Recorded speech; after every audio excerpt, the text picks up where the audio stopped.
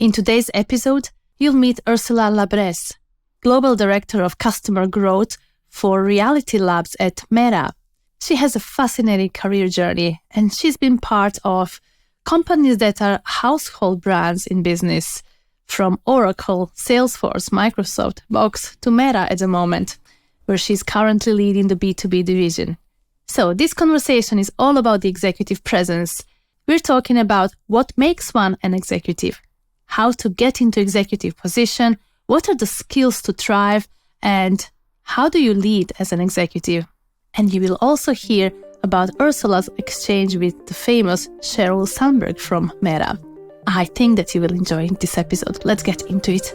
Hi everyone, this is Maria Scobe-Pillay, and you're listening to Women in Customer Success podcast, the first women-only podcast where remarkable ladies of customer success share their stories and practical tools to help you succeed and make an impact. If you want to learn more about customer success, get career advice, and be inspired, you're in the right place. So let's tune in. Welcome to the new episode of the Women in Customer Success podcast. Today, I'm just super excited to introduce this wonderful, amazing executive, so inspirational lady, Ursula Llabres. She is a Global Director of Customer Growth for Reality Labs by Meta. I've known about her for years, and I am just very honored to speak with her today. Ursula, welcome to the show. Thank you, Maria. And you really made me feel so special. I so honored to be in your podcast. I mean, I've known about you for years, and I've seen how you've created this incredible community for women in customer success. So thank you for having me here. Thank you for this conversation. I'm excited because what we are talking about today is super interesting. It's all about the executive presence. What does it mean to have an executive presence? How does an executive, especially a female executive, how should she look like? How should she talk, feel, everything? I just want to tap into that topic so much. So I'm just super excited about it. But we can't go straight into it, right? Because I know that everybody are bursting out of curiosity to find out a bit more about you.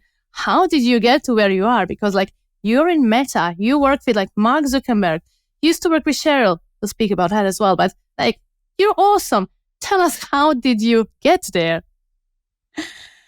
Oh, what a journey. And so originally I am born and raised in Lima, Peru.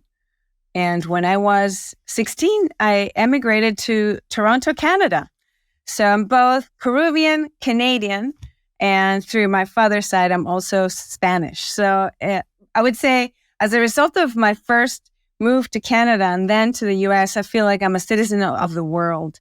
And honestly, when I was a young kid in Peru, I never in a million years thought that I would work in one of the top tech companies, most innovative companies in the world. So my journey really started in Toronto.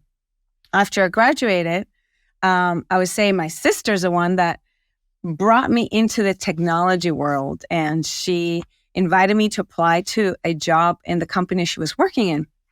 Fast forward, in the first years during my 20s, I did several roles. I did sales roles, I did marketing roles, consulting roles, until I ended up at Oracle Direct at the time. I was doing pre-sales consulting. So this is a role that does all the demos, all the solution design for a sales journey.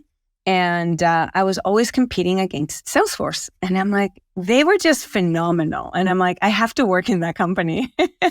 And so I applied as a pre-sales engineer, but they actually came to me for this new role they had created, was a customer success manager. And I'm like, what's that? And once they explained it to me, and they also said, it's a fairly new role. We only have a few people in the company that are doing it.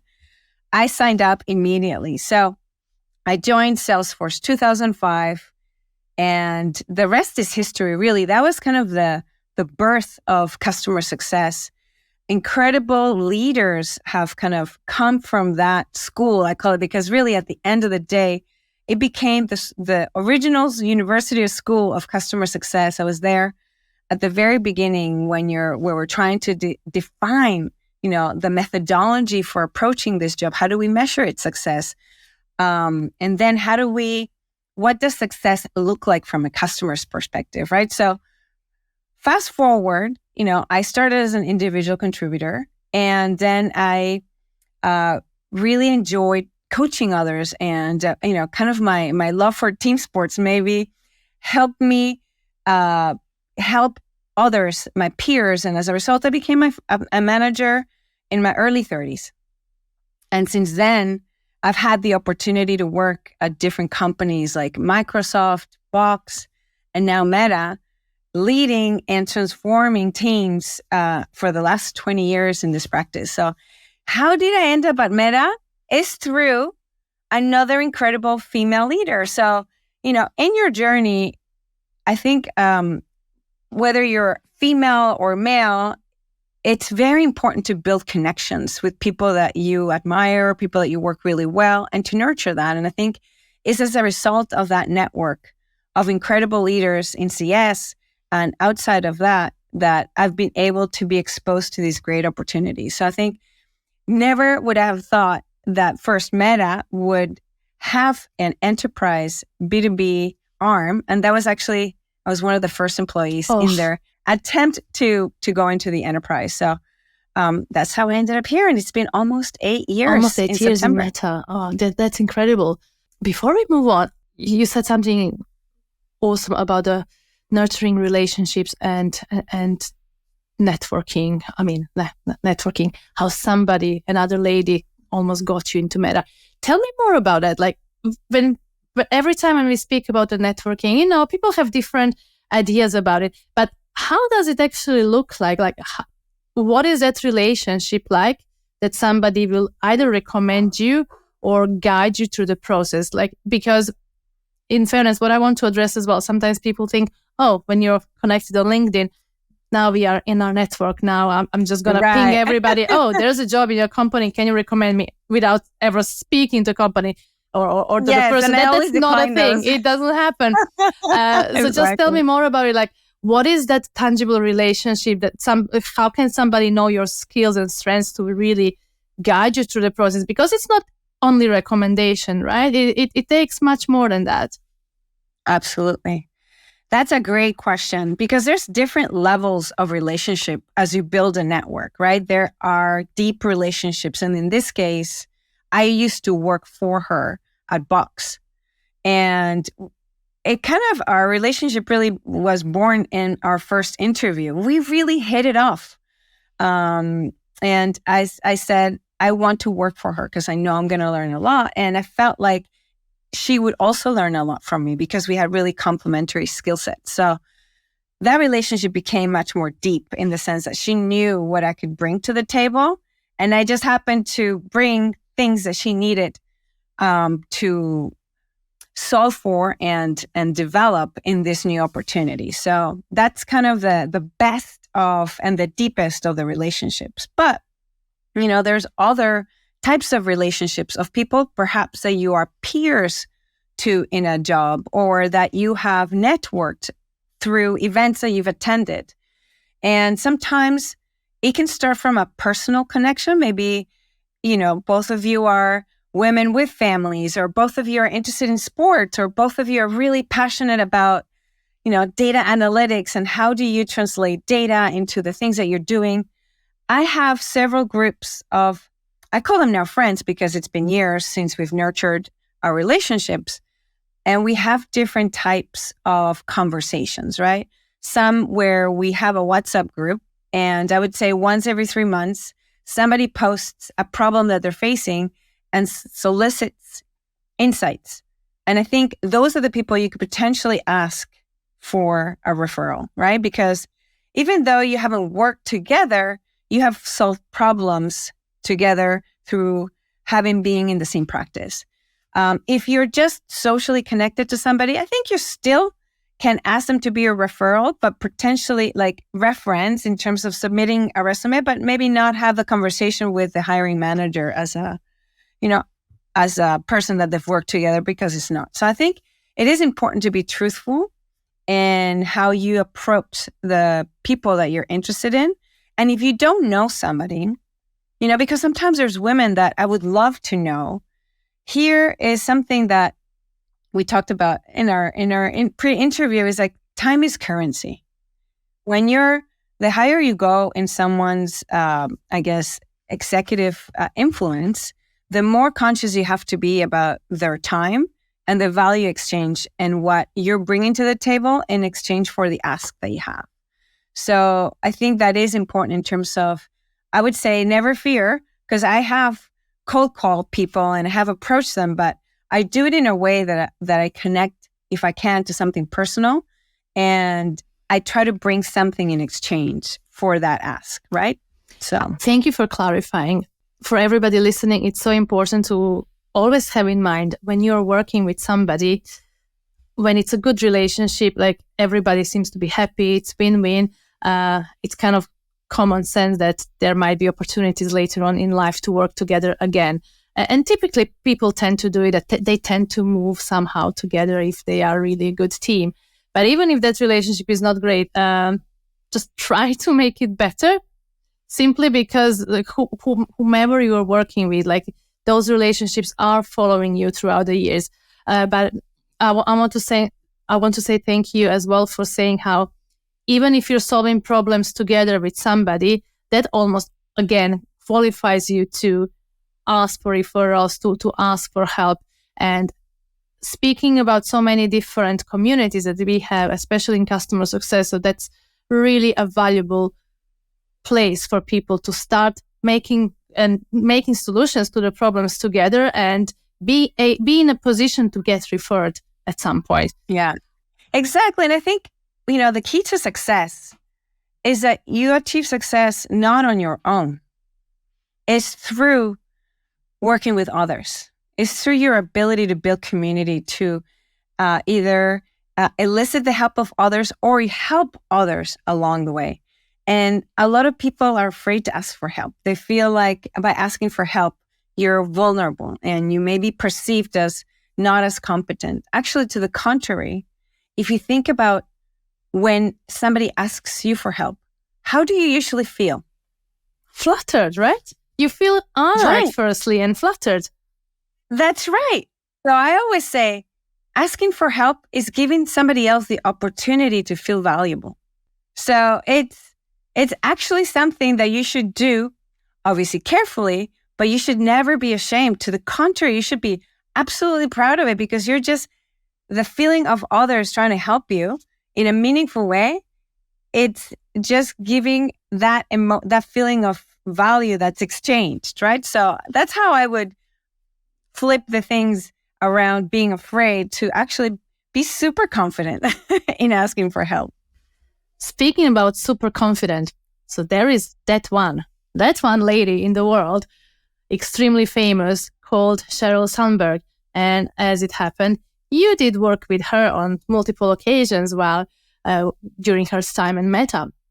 For everybody listening, obviously Sheryl Sandberg has been a COO at Facebook for I don't even know how many, but many, many years. But she's also incredibly popular because of her book, Lean In. And I read that book. The Plan B? And Plan B, yeah, Plan B as well. What? I haven't read that one yet. But I read Lean In for graduates that completely changed my idea about the world, the work, jungle gym. So obviously Sheryl is one of a kind, up there in the world, extremely, famous, popular, capable, and confident. Now, I wonder, how was it working with her? Like when there is that person that you see on the TV almost, like, I know. Tell me. So let's qualify in terms of what working with her means. She was the COO of Meta, and I was, an exec in a division of the business. And so oftentimes she would be having to get prepared for having important conversations with customers that spanned the different business units at Meta, right? There were customers that are ads business customers, that are workplace customers, that are business messaging customers. And she solicits the help of the execs for each of these divisions to provide the updates, right? What are the key TikTok, they call it the TikTok points that she must understand about that account from that perspective? And also, what are the messaging that you would like for her to land during that exchange? So I did that many, many times. And I did have an exchange with her. She came to one of our all hands, and I will never forget, I asked her a question about a book, Crossing the Chasm. And it's a book about adoption, actually. And she had never read that book. And she asked me, what is the book about? And of course, I was so nervous, but I was able to summarize it in 5 minutes. And then I sent a book to her. So she does remember my name. and we did have several exchanges. But yes, so the point of the matter is she is indeed an incredible leader that is extremely genuine and transparent, but also absolutely confident and very, I would say she knows her stuff.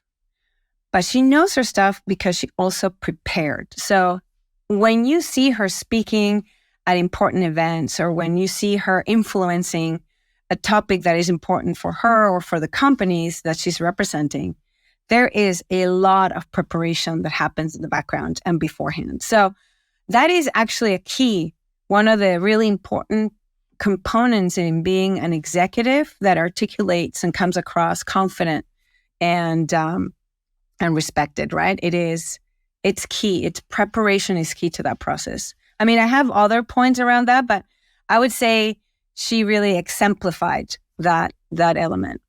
That is the key. Simply because I guess that there is hope for everybody now when listening. You know, if Sheryl Sandberg is so awesome and then you say how much preparation goes into it, yes, obviously.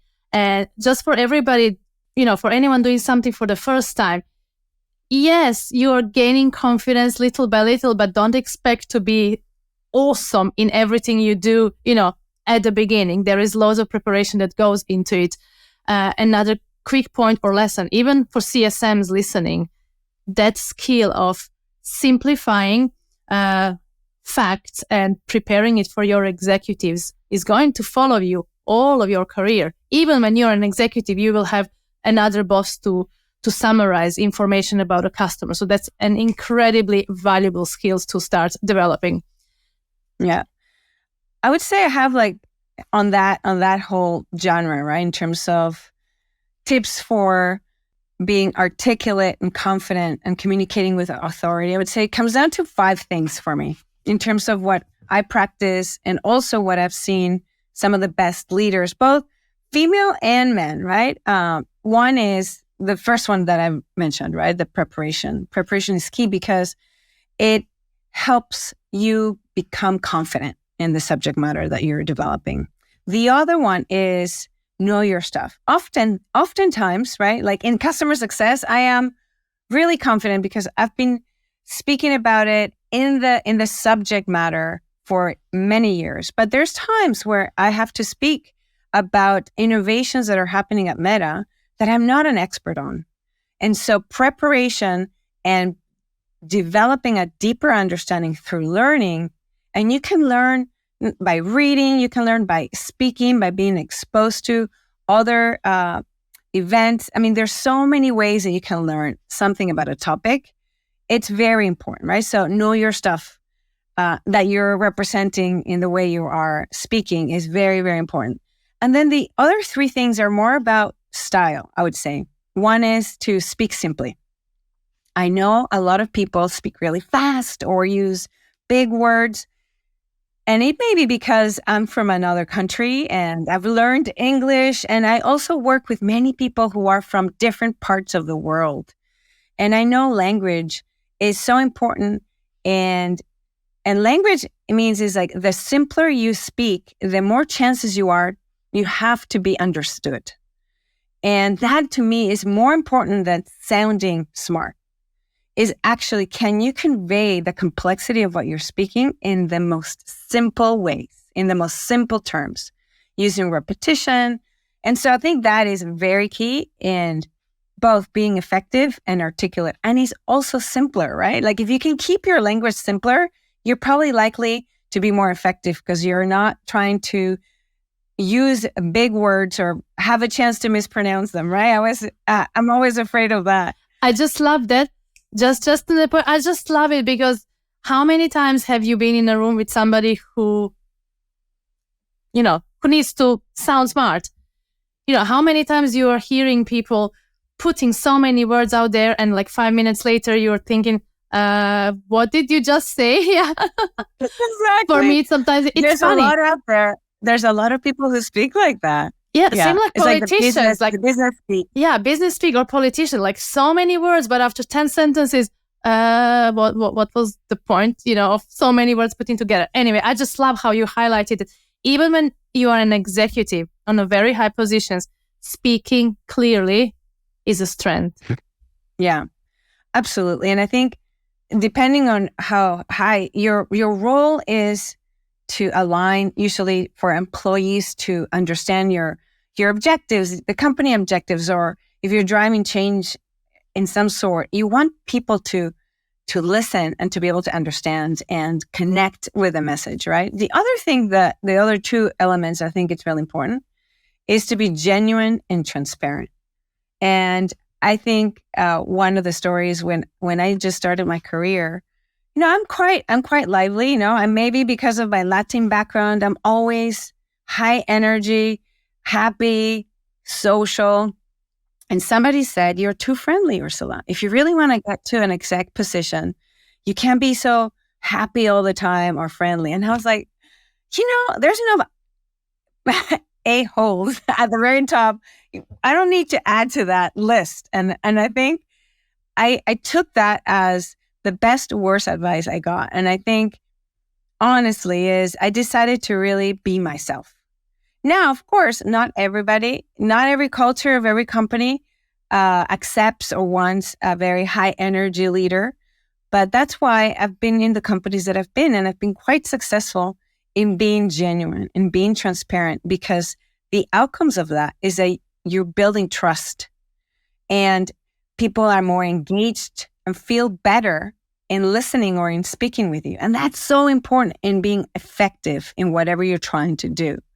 Right? So it does enhance your communication. It does. And the other one is to maintain a strong body language, right? And I think that's important to practice. Oftentimes, when you're speaking in public or when you're speaking with others, there's there's fear. That is absolutely normal. I mean, I think if you're not afraid or if you're not nervous, you're probably don't care as much about what you're about to say or what you're about to do, right? So I think that is a very natural emotion, but is how do you breathe and how do you control your body or teach your body to be calm? And I think that is incredibly important in terms of making eye contact with who you're speaking with, practicing. And I've taken many presentation trainings, executive presentation practices. I think if it doesn't come naturally, that's okay, but practice makes best. So take courses, because presenting and using your body, the body language is 90% of what you're communicating. So I think those are, I would say, the 5 things that I would really center on, key elements of executive presence and communication. Today's episode is brought to you by Vitally, the all-in-one customer success platform. Take a qualified demo with the Vitally team and get a free pair of AirPods. Vitally maximizes the productivity, visibility, and collaboration of your customer success team, helping to increase NRR and streamline operations. With Vitally, your team can focus on the tasks and work that matter, while powerful automation takes care of the routine stuff. See why Vitally is trusted by leading B2B customer success teams. Visit vitally.io/women today to schedule your demo and get your AirPods. I really love it, as you may know, I was trained as a classical musician, so all my life was on a stage. People who are taking theater lessons as well are, a good performance. So I would also say it doesn't always have to be even presentation skills. Like if somebody took presentation skills, that's awesome, but there is so many of those other very creative avenues to make you feel really composed on the stage and just to, get a sense of yourself, of your body language.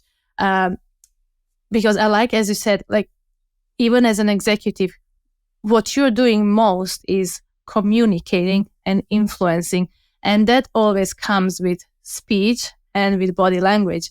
And that's something that will always follow all of us around throughout our careers. I love that you said that, because it just reminded me one of the female executives at Meta that I admire the most. Her name is Maxine Williams, and she's our Chief Diversity Officer. And she is incredible. She's one of the best speakers that I've ever met in my life. And she actually used to take improv lessons. Oh, that's the best. So, it's fun. I never connected the dots between those two. So if you're ever, interested, improv lessons it's an avenue to being an incredible speaker. Yes. Oh, absolutely. Gosh, this is really awesome. One more question on that whole kind of aura of executives. What do you feel about the appearance of a female executive? Or how would you choose your outfits? Especially in today's, day and age with so many different options. But I would like to hear your thoughts. What matters actually? That's a great question, right? So obviously I love fashion. You can ask anyone. Like, I love to wear bright colors and to wear all kinds of different outfits. But what I've learned over time is also that different cultures wear different things for a business setting, right? So one of the things that have become really important for me is first understand the audience, who you're speaking with, and then dress accordingly. If you are going to Japan, actually, one of the things I learned is that they dress very conservatively, and most people wear dark colors. You don't see a lot of reds and flower prints. No. And so I would choose things that are aligned to my personality, but are also aligned to the expectations in that culture, right? If you're going to parts where there's a Middle East, you may want to have to wear a hair cover, for example, right? So choose ones that are aligned to your personality, but also always being mindful in terms of the audience that you're going after. Now, personally, in the tech industry, people wear more casual clothing, right? Like they wear jeans. And the funny part is, when I moved to the Bay Area, it's so different how they dress in the Bay Area than how they dress in New York. In New York City, you're wearing designer, you're wearing very sleek, very chic outfits. But in the Bay Area, you see a lot of people wearing jeans and a hoodie. So you don't really have to get too dressed up when you're talking to other execs. So it's fascinating, the whole topic of what you wear. And I think, honestly, that is just a detail, right? That is, if you're into fashion, at the end of the day, really, because there's some misconceptions, right, about female executives in terms of appearance and what they need to do. I think, to me, if you convey confidence, if you know your stuff, and if you communicate articulately, you can wear whatever you want at the end of the day, right? It should be. But we know that we're getting there, and not in every place is like that. So the secondary thing is then understand your audience and dress accordingly. So you're not starting at a deficit in terms of the impressions that you're making, right? So I think in terms of the look and feel, I think it's up to each person. I really don't care what people wear, as long as what matters is, can I connect with them? Can I believe what they're saying? And are they genuine and transparent? So I think that is, to me, more important than what you could wear. But if you want to talk fashion, I'm all for it. No, absolutely. Because in Europe, we all got used to, Bay Area or Americans in shorts and hoodies at work. Exactly. But I don't think we do it if we don't. It's just that, it's a swag. Hoodie, you take it when you don't have something else. But no, it's very interesting for me. I asked the question because earlier on in my career, I got really disappointed one day, and then I felt very guilty about it. I was meeting an executive who came to our office, and, hoodie, very sporty. But, there is a way of wearing hoodie and sport that you still look awesome. And she didn't. And I felt very disappointed, thinking, if somebody comes to our office wearing something that I wouldn't wear even in my home lounge, or like almost pajama, I kind of felt like, is that showing? Well, I know it's not showing disrespect to us, but I just felt something was missing. And then I felt guilty about it. Like, who am I to judge in my head, how somebody's dressing? Of course, I'm no one to judge others. I shouldn't be. But you see, I still remember so many years after how I felt disappointed on that day. Right. And it's interesting because we place a lot of meaning and symbolism in appearances. And I think that is one of the things we are sometimes it's part of our culture. And, it's hard to unprogram those perceptions, right? But I love that you kind of caught yourself. But not everybody catches themselves, and people do judge you based on what you look like. And it's unfortunate. I mean, that's the age-old adage about discrimination and, and all these things that we're battling against. But I do think it is important to be mindful of where you're going and how do people dress or behave in that space, right? And if you're interested, kind of bring your style that is acceptable and easy to digest. And if not, and if you're bringing your style as is, then make sure that how you communicate and how you connect with people overcomes that barrier that may occur, right? So, thank you for clarifying. But I love that you share that, because that's a very vulnerable story, right? And God, we all have that. We absolutely all have that. So, Ursula, what were some of the biggest lessons you learned on your way to the executive level? Oh, so great. There's so many. I would say, where do I start? I think I mentioned this, time is currency. And this is so important in how people want to engage with an executive, but also as you become an executive, how you need to account for your time and where you spend your time with ruthless prioritization. So by considering that time is currency, when you are approaching an executive, less is more.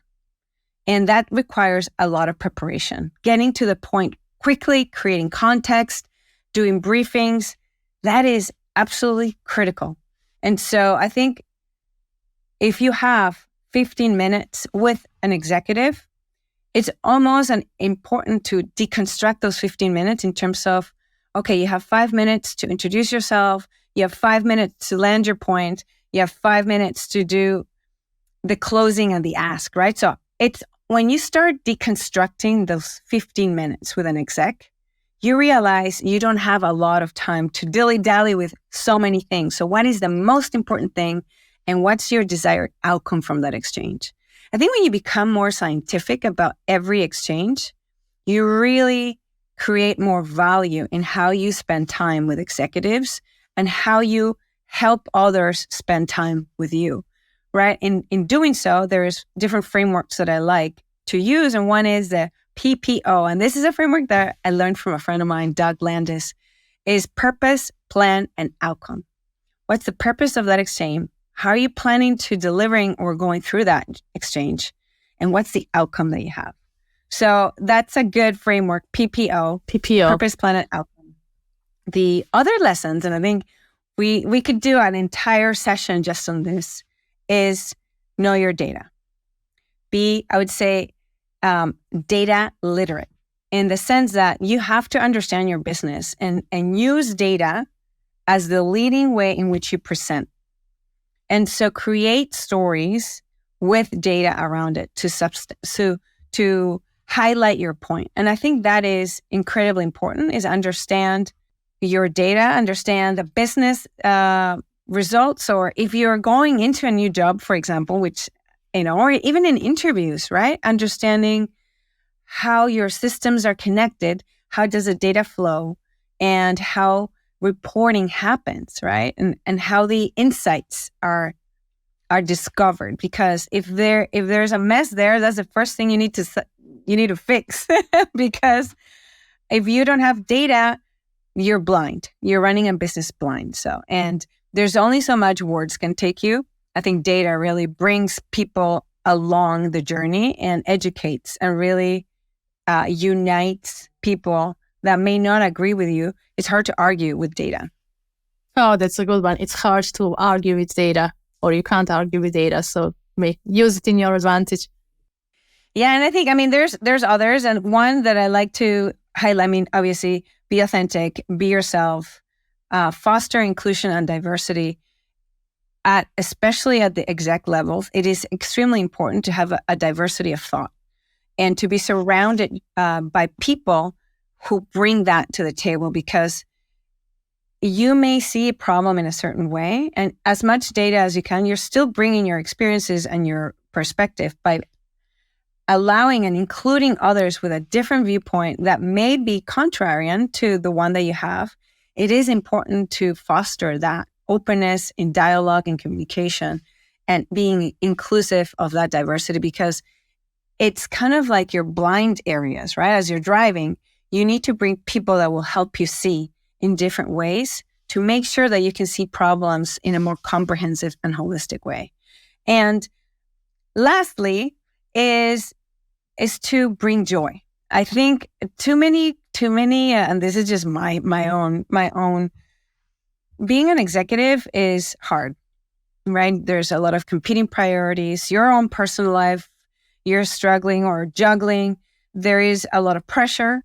There is a lot of self-pressure, and you are exposed at much wider levels. And I think it takes a toll. And I think it is important to find ways in which you can recharge your batteries with energy and joy. Because if you bring joy, you can then make others feel enthusiastic about what they're doing.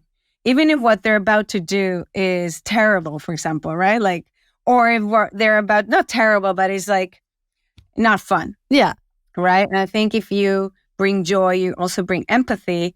And I think it is important to be intentional about your energy and the energy that you bring to others. Because if you're upset, your energy is going to be there. You're going to make others upset. Yeah. Oh, definitely. So I much rather have fun at work, even if I'm handling something really, really important and perhaps, difficult.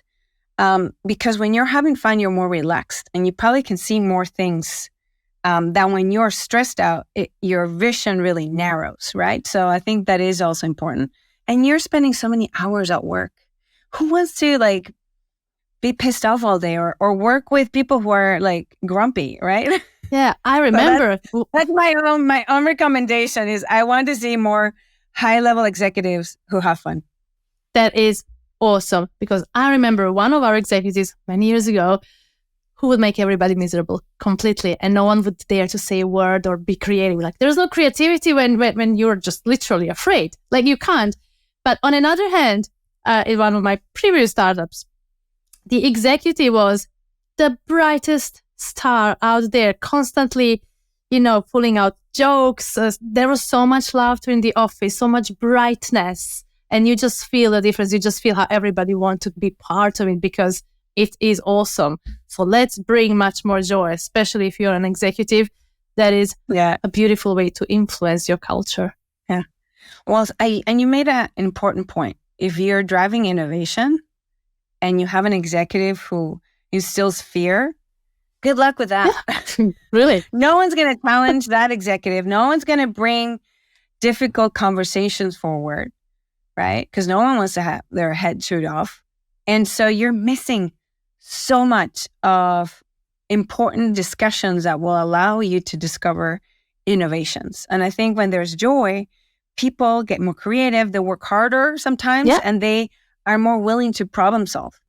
Excellent. Ursula, I could speak to you like for days and weeks about executive presence until I become an executive. I know. Oh, you are my friend. I know. Should remind myself. Let's wrap it up with something a bit different. Now, this may surprise you, but hey, I need to ask you the question. What is one thing that people are generally surprised to find about you?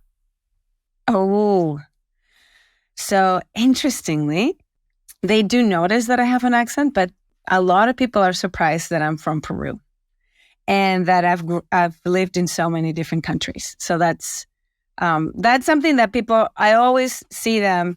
I'm like, oh, you're from Peru and you've lived in Canada and you've traveled so much. And so I think that's one thing. And the other thing is I always tell this story because I love to cook. And there was a point in time when I left Salesforce because I wanted to start an empanada truck. Ooh, seriously, yummy. My empanadas are next level. And I know people are like, oh, we must try. But I did. I did a business plan. I was registered to attend a culinary school just to learn. And my neighbor at the time owned a pastry factory. So I learned so much about pastries from her. So I felt like ready to embark. And then unfortunately, I found out I was pregnant with my second. And I'm like, having two little kids in such a short time difference, I felt like, and starting a food company is going to be too much. So I actually stopped. But that's, the food truck, it's something that people really do not expect. But I love one day, who knows? Let's see. Let's check in 10 years. In 10 years time on weekends. That's right. Ursula, this was fantastic conversation. Thank you so much for your incredible insights and just giving us a little bit of a glimpse of your world and your career. It's just inspiring. Thank you. Oh, thank you so much. And thank you to all the women who I've worked with, I've come across, and who have influenced me and who maybe I've influenced in some way. I think really we don't succeed alone. And, I'm grateful. I'm grateful for you, Maria, for bringing me on board. So look forward to coming back, maybe to talk about data. Yeah, let's do that. Until then, a virtual hug. I know. Wonderful.